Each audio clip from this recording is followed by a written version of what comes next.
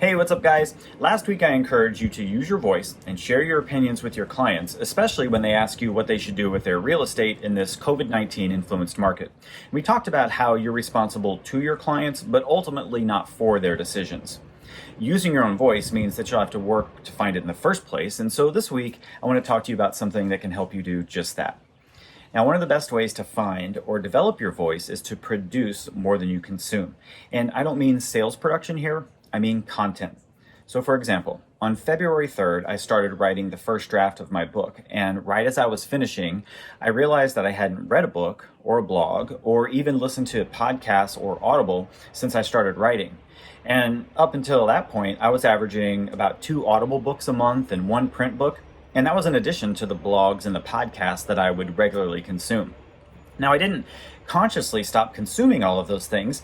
I did that instinctively, and looking back, I think it was because I didn't want other people's voice to influence my own. And as it turns out, writing a book is one of the most intense ways that you can use your voice and express an opinion.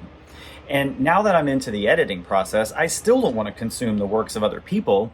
I don't think I'll resume reading other people's stuff until I'm finished producing my own. And now that's an extreme example, and I'm not suggesting that you stop consuming other people's content altogether. But in real estate, it's one of my opinions that the average agent spends too much time consuming and not enough time producing. And when I do see people produce content, it's mostly a copy and paste of something created by someone else. So for example, over the last 2 weeks, this has shown up a lot with market stats. If I've seen one agent post market stats on social media, I've seen hundreds do it. And only in very rare cases has there been any attempt to interpret what those stats mean. It was simply a copy and paste of the stats the consumer could find in a million places, frankly. And it's not a COVID-19 thing. It's not like people are struggling with meaning, because this is a pattern I've picked up for a long time. But producing content that includes your opinion, it helps people add context to the information. And because of that, then you're more likely to stand out.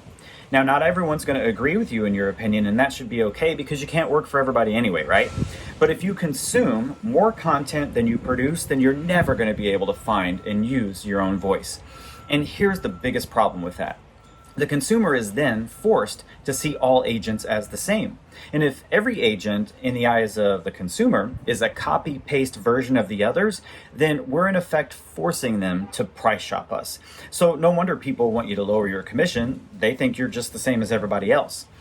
But if you would just develop your voice and share your opinions, you would start to quickly separate yourself from the pack.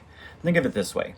Do you want a lawyer to quote you the law when you have a question, or do you want to know what she thinks the law means? Or how about this? Do you want a doctor to quote you stats on the effectiveness of a drug, or do you want to know the doctor's opinion on that medication before you swallow the first pill?